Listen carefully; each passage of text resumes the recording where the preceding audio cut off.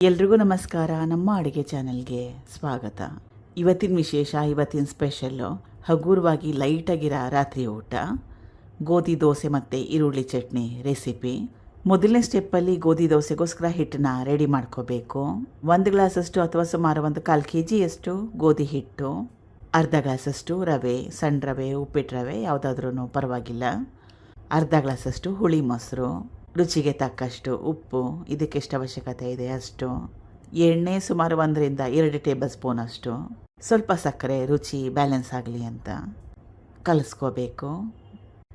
ಈಗ ಸ್ವಲ್ಪ ನೀರನ್ನ ಹಾಕೊಳ್ತಾ ಹಿಟ್ಟನ್ನ ಕಲಿಸ್ಕೋಬೇಕು. ಗೋಧಿ ಹಿಟ್ಟನ್ನ ಉಪಯೋಗ ಮಾಡಿರೋದ್ರಿಂದ ಗಂಟಾಗೋ ಚಾನ್ಸಸ್ ಇರುತ್ತೆ. ಕೈಯಲ್ಲಿ ಕಲಿಸ್ಕೊಂಡ್ರೆ ಒಳ್ಳೆಯದು. ಕೈಯಲ್ಲಿ ಕಲಿಸ್ಕೊಂಡ್ರೆ ಗಂಟೇನಾದರೂ ಆದರೆ ಕೈಗೆ ಸಿಗುತ್ತೆ, ಗೊತ್ತಾಗುತ್ತೆ. ಕಲಿಸ್ಕೊಂಡಿದ್ದಾಗಿದೆ. ಮೊದಲೇ ಹೇಳ್ದಂಗೆ ದೋಸೆ ಹಿಟ್ಟದಲ್ಲಿ ಕಲಿಸ್ಕೋಬೇಕು. ಇದನ್ನು ಸುಮಾರು 10 ರಿಂದ 15 ನಿಮಿಷ ರೆಸ್ಟ್ ಮಾಡೋಕ್ಕೆ ಬಿಡಬೇಕು. ಎಲ್ಲ ಪದಾರ್ಥಗಳು ಕರೆಕ್ಟಾಗಿ ಹೊಂದ್ಕೋಬೇಕು. ಹಿಟ್ಟು ರೆಡಿಯಾಗಷ್ಟರಲ್ಲಿ ಇದಕ್ಕೆ ಈರುಳ್ಳಿ ಚಟ್ನಿನ ರೆಡಿ ಮಾಡ್ಕೊಳ್ಳೋಣ. ಬಾಣಲೆ ಇಟ್ಕೊಂಡಿದ್ದೀನಿ. 1 ರಿಂದ 2 ಚಮಚದಷ್ಟು ಎಣ್ಣೆ, ಕಟ್ ಮಾಡಿಟ್ಕೊಂಡಿರೋ 3 ದೊಡ್ಡ ಈರುಳ್ಳಿ, ಬೆಳ್ಳುಳ್ಳಿ ಎಸಳು ಸುಮಾರು 4 ರಿಂದ 5 ಸ್ವಲ್ಪ ಹುಣಸೆ ಹಣ್ಣು, ಬ್ಯಾಡಗಿ ಒಣಮೆಣಸಿನ್ಕಾಯಿ ಸುಮಾರು 4 ಒಂಚೂರು ಸಣ್ಣ ಚಮಚದಲ್ಲಿ ಅರ್ಧ ಚಮಚದಷ್ಟು ಹಿಂಗು. ಕಲಿಸ್ಕೊಂಡು ಈರುಳ್ಳಿ ಮೆತ್ತಗಾಗಬೇಕು, ಸ್ವಲ್ಪ ಒಂಬಣ್ಣ ಬರಬೇಕು, ಕಲರ್ ಚೇಂಜ್ ಆಗಬೇಕು, ಅಲ್ಲಿವರೆಗೂ ಫ್ರೈ ಮಾಡ್ಕೋಬೇಕು, ಬೇಯಿಸ್ಕೋಬೇಕು. ಮೀಡಿಯಮ್ ಫ್ಲೇಮ್ನಲ್ಲಿ ಸುಮಾರು 2 ರಿಂದ 3 ನಿಮಿಷ ಬೇಕಾಗುತ್ತೆ. ಸುಮಾರು 3 ನಿಮಿಷ ಆದಮೇಲೆ ಮೀಡಿಯಮ್ ಫ್ಲೇಮ್ನಲ್ಲಿ ಇಟ್ಕೊಂಡಿದ್ದೆ.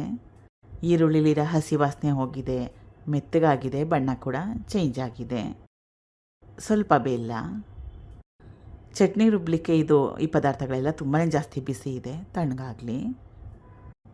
ಈಗ ಹುರಿದಿಟ್ಕೊಂಡಿರೋ ಪದಾರ್ಥಗಳೆಲ್ಲ ತಣ್ಣಗಾಗಿದೆ. ಚಟ್ನಿನ ರುಬ್ಕೋತಾ ಇದ್ದೀನಿ.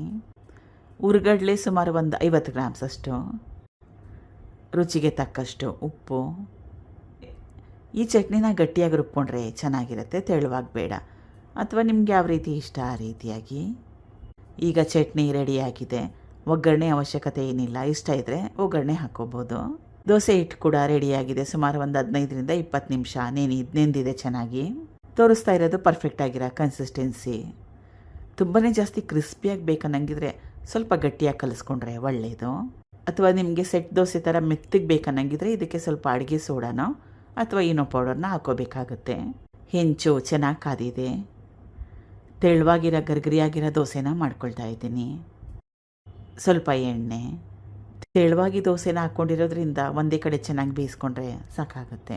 ಚೆನ್ನಾಗಿ ಬೇಯಿಸ್ಕೋಬೇಕು. ಕೆಂಪಾಗಿ ಕೂಡ ಬಣ್ಣ ಕೂಡ ಈ ದೋಸೆಗೆ ಚೆನ್ನಾಗಿ ಬರುತ್ತೆ. ಮೊಸರು ಸಕ್ಕರೆ ಎಲ್ಲ ಹಾಕ್ಕೊಂಡಿದ್ದೀವಲ್ಲ, ಅದಕ್ಕೋಸ್ಕರ. ಈಗಿದ್ದಾಗಿದೆ. ಮಿಕ್ಕಿರೋ ಹಿಟ್ಟಿಗೆ ಸೇಮ್ ಪ್ರೊಸೆಸ್ನ ಫಾಲೋ ಮಾಡಿ. ಈ ದೋಸೆ ಬಿಸಿ ಇದ್ದಾಗ ತಿಂದರೆ ಚೆನ್ನಾಗಿರುತ್ತೆ. ತಣ್ಣಗಾದ್ಮೇಲೆ ಮೆತ್ತಗಾಗೋಗುತ್ತೆ, ಅಷ್ಟು ಚೆನ್ನಾಗಿರಲ್ಲ. ಟ್ರೈ ಮಾಡಿ ಒಮ್ಮೆ ರಾತ್ರಿ ಊಟಕ್ಕೆ ಅಥವಾ ಬೆಳಗ್ಗೆ ತಿಂಡಿಗೋಸ್ಕರ. Thank you for watching. ಧನ್ಯವಾದಗಳು.